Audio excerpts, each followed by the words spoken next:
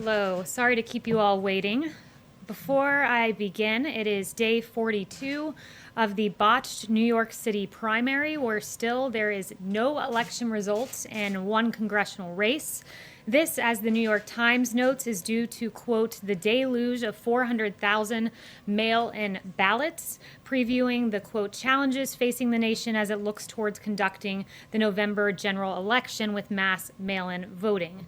Now I'd like to highlight the Trump administration's actions on telehealth, which the president detailed yesterday. The president signed an executive order to make regulatory reforms allowing for greater access to telehealth and toward making it permanent. The Trump administration has cut red tape allowing telehealth services for seniors and for other Americans. 35% of Medicare beneficiaries took advantage of the president's reform, seeking telehealth services over the phone rather than through video conference. A simpler and a smarter way to go about things is now available to Medicare beneficiaries. The president also took executive action to boost rural healthcare services. According to a 2019 study by Navigant, rural hospitals would be devastated by Medicare for All, otherwise known as government takeover of healthcare. And under that analysis, they found that if Democrats had their way, 55% of rural hospitals, or 1,037 hospitals across 46 states, would be at high risk of closure. The president's executive order calls for strategic investments in our rural communications infrastructure, which will expand telemedicine and rural broadband access.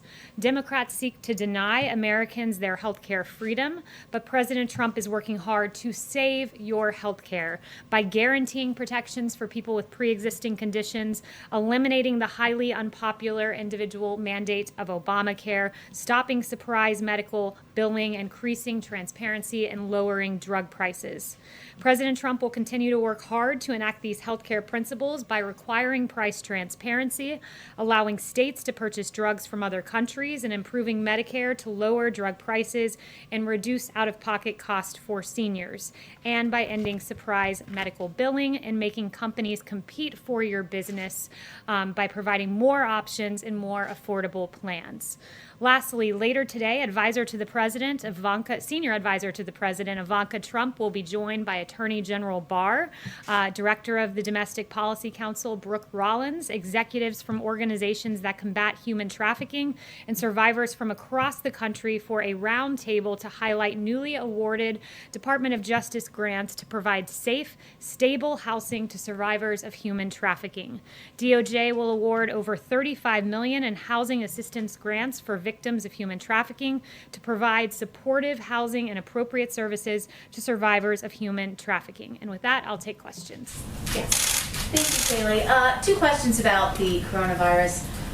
The president of the Minneapolis Federal Reserve, he said 2 days ago that he believed that the only way to have a real strong, robust economic recovery would be to shut the country down again for a month to 6 weeks.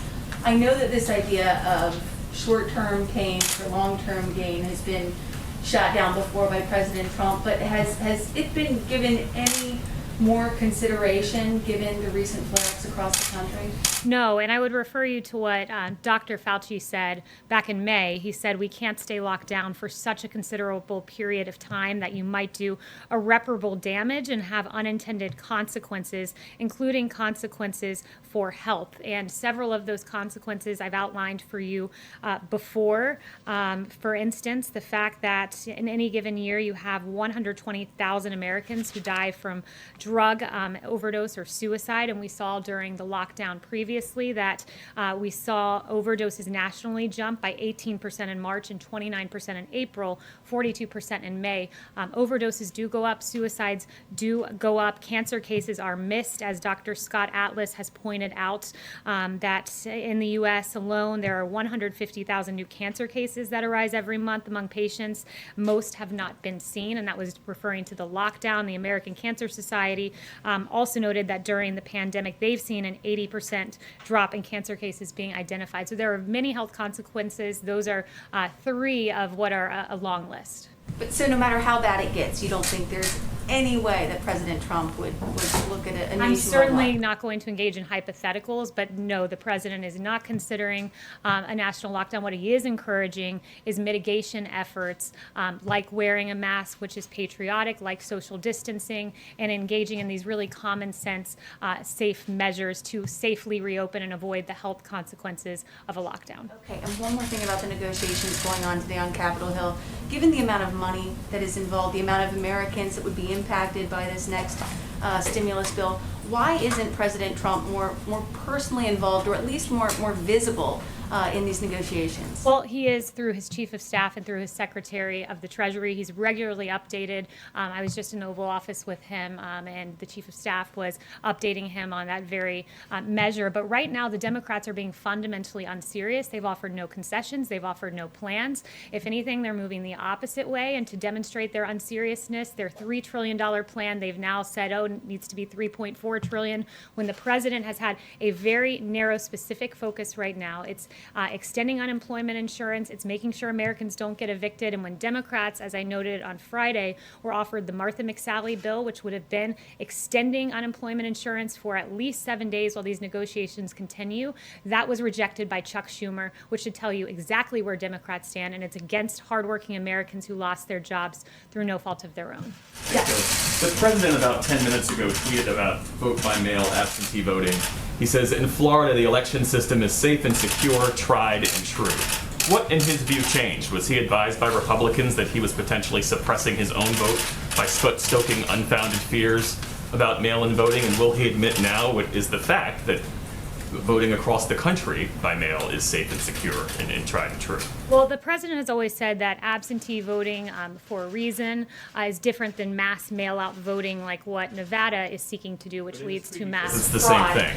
And also, I'd refer you to the campaign on this, but there was a victory in Florida with regard to ballots. So I believe that's what he was referencing. Would refer you to the campaign for details on that. But he's been unmistakably clear that when you have this mass mail-out voting, like what Nevada wants to do, the consequences are real. When the Las Vegas Journal-Review was reporting, did extensive and very good reporting on Nevada's first all-male primary election, they note that there were photos of ballots tossed in trash cans, littering apartment mailbox areas, dozens pinned on the complex's bulletin boards in various apartment complexes, and you have a postal worker who said that when she went to go deliver some of these ballots, in several cases people had moved or died. She kept 65 ballots on her first delivery, 100 on her second. It is with fraud and with delay, and that is what the president stands firmly against. He wants a free and fair election. Extensive research shows that there is fraud in vote-by-mail systems is extraordinarily rare. The president votes by mail, you vote by mail, and a dozen other top Trump administration officials vote by mail. So with regard to the absentee system, that's right, and there is ample evidence of fraud. I would point to you the best example of this, and very recent, was May 12th, New Jersey's special election in Paterson, New Jersey, where 1 in 5 mail-in ballots were found to be fraudulent in the election. New Jersey officials were charged in that case, and resident Ramona Javier said this is corruption, this is fraud. There are 8 relatives and immediate neighbors she knows of listed as having voted, but who insist they never even received a ballot. There are ample examples of fraud, and we can get those to you more than just Paterson, New Jersey. Another question on a different issue. What can the administration tell us about the deadly explosion in Beirut? What led to it? So that was breaking as I came out. We're tracking it closely, and just rest assured that we're taking a very good look at that. Yes. Kaylee, thank you. The environmental bill the president signed this morning, it was passed overwhelmingly by both houses of Congress. Both Republicans and Democrats signed on to that legislation. Can you explain why there were no Democrats at the ceremony or even mentioned in the president's remarks?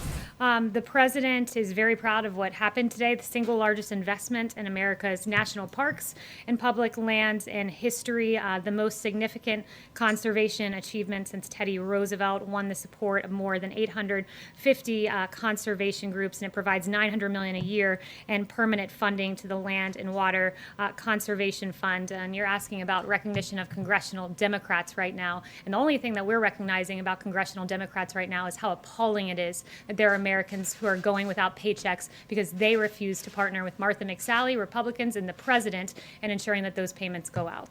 Taylor, the president has said, as recently in this Axios interview, that he believes that many people believe that there's disadvantages to testing. Can you walk us through what those disadvantages are, and if, as he stated back in June, he still believes that testing is overrated and makes the U.S. look bad?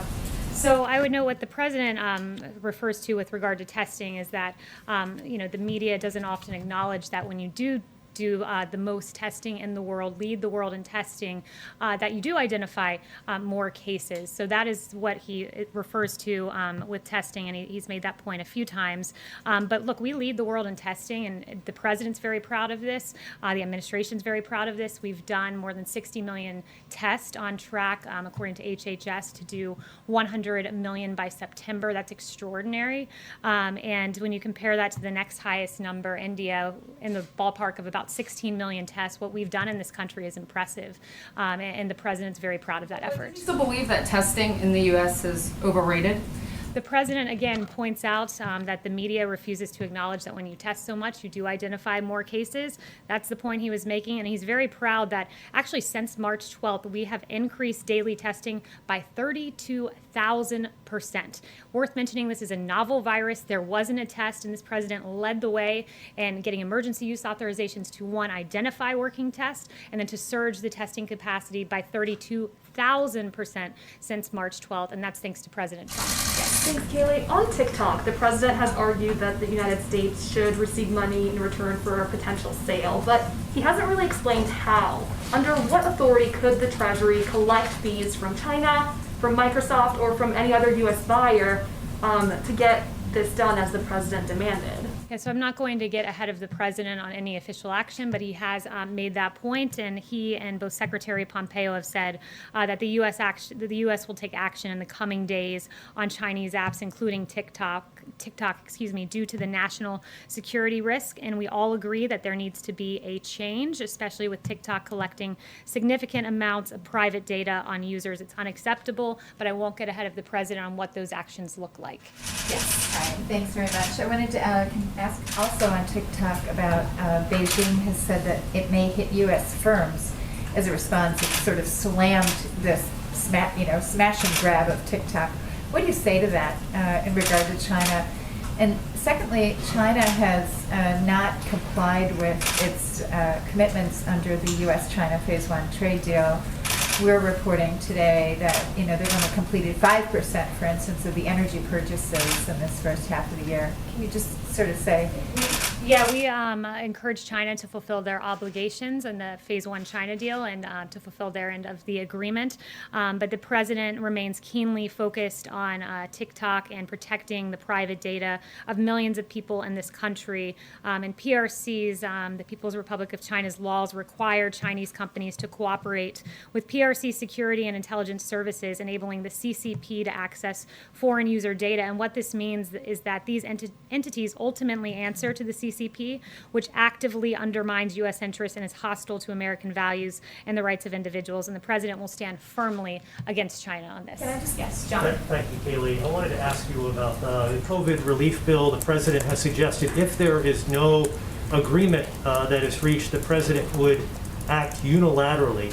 As you know, the power of the purse resides with Congress. So what would the president do unilaterally? Explain what he could do unilaterally as it relates to providing relief to American families and American businesses. Yeah, again, I won't get ahead of the president on determining what that action would look like or would be. I will leave that to him to determine. But what I would say is this, is, right now we have Secretary Mnuchin and Chief of Staff Mark Meadows once again asking Nancy Pelosi and Chuck Schumer to come to the table. The ball is in their court here. We've made at least 4 offers. They've made 0 offers. It's unacceptable for hardworking Americans. Kaylee, on mail-in voting, which you talked about at the very top of the briefing, the president suggested yesterday that he has the right to write some sort of an executive order as it relates to mail-in balloting. Can you explain what would empower the president in the Constitution to take some sort of executive action as it relates to mail-in voting? Again, I won't get ahead of the president on his actions and what those actions would be, and I'm not going to engage in a hypothetical as to what the actions would be and what authorities they would be based upon for yet to be announced actions. But just to once again underscore the president's concern when you look at the delays in voting in Pennsylvania, a very good report by CBS, Zach Hudak. He got a quote from Luzerne County Manager David Pedri, who oversaw or who identified some of these delays that they saw in Pennsylvania with mass mail-in voting. And he said this, quote, "I have this nightmare of CNN, Fox, CBS, and everyone else waiting for these things to come in on election night, and we don't have them. It is very hard to speed up this process." And Luzerne's experience was replicated across the state. So as we've seen in Pennsylvania, as we've seen in New York, as we see across the country, the president's very concerned about delays and outright fraud. One final thing, Kaylee, on TikTok, if I may. The president said yesterday in the briefing that took place right here in the briefing room, the United States should get a very large percentage of that price because we're making it possible, and that was referring to Microsoft's proposed purchase of TikTok. I've never heard of that before, and maybe you could explain that to me, how the government could get a percentage of a price of a private transaction. Again, Can you I'm explain not how? going to get ahead of the president again on this action. Yeah. Okay, the president said in his interview with Axios that he's doing everything he can do to address the virus. Is that really true? I mean, is there nothing more that he can do at this point? And also, is he willing? Does that suggest that he's willing to accept the number of deaths that we're seeing every day? No, we are hard at work each and every day to defeat the invisible enemy. And in fact, just to give you an update on some of the actions we've taken, right now there are currently 28,220 U.S. government personnel deployed for COVID-19 response. On top of that, next week, Dr. Birx has visited states across the country, and next week she'll be visiting Indiana, Ohio, Kentucky, Tennessee, and Virginia. We're hard at work at, again, getting more EUAs for more treatments and therapeutics and testing. So every day we're rapidly looking at how we can make this the most robust response in the history of this country.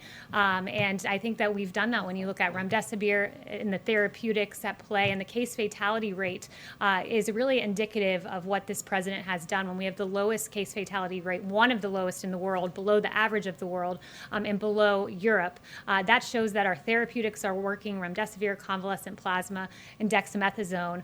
This president's hard at work, and he'll continue to work hard. You're doing everything Yes. that you can possibly do when there are still waits for getting test results back, when you have declined to impose a national mask mandate, when you're saying you won't shut down the entire country again.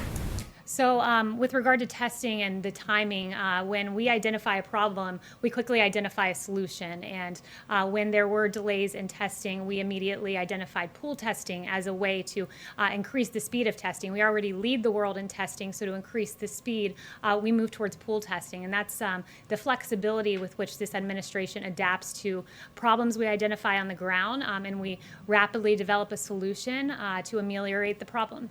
I would like to end just by highlighting a troubling trend that I think we've seen play out across the country, and I believe we have a few graphics to illustrate this.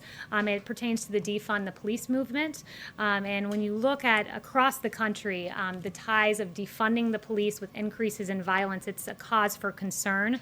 As we saw in the beginning of this administration, violent crime was starting to come down, and then bring in the defund the police movement. In Los Angeles, you had LA Mayor Eric Garcetti proposing a cut of $150 million from the LAPD. LA Mayor Garcetti said this: "It starts someplace, and we have to say we are going to be who we want to be, or we're going to continue being the killers that we are," was his quote in support of the defund movement. And as a result, we saw a 14% rise in homicides this year over last year. In Minneapolis, the defund the police movement was afoot as well, with a unanimous vote in Minneapolis City and their council to dismantle the police. And you had Minneapolis City Council member Jeremiah Jeremiah Ellison, saying this is one action of many that we need to take on the road to a more equitable and just system that keeps people safe. In fact, it did not keep people safe. We've seen a 94% increase in homicides compared to last year in Minneapolis. And then finally in New York City, defund the police. You had the New York City Council voting to cut police budget by $1 billion. You had Congresswoman Alexandria Ocasio-Cortez saying defund the police means defunding the police. It does not mean budget tricks or funny math, so it wasn't enough for AOC. But you did have New York City Mayor Bill de Blasio saying we think it's the right thing to do. It was absolutely not the right thing to do, as we've seen a 177% increase in shootings from July 2019 in New York. When you defund the police, there are consequences, and that's where the Democrats of today stand. And unfortunately, we've seen a corresponding rise in violence in these Democrat cities, and it's not acceptable. Thank you very much, and you'll see the president at 5:30. Kaylee, can I ask you a question about Kodak?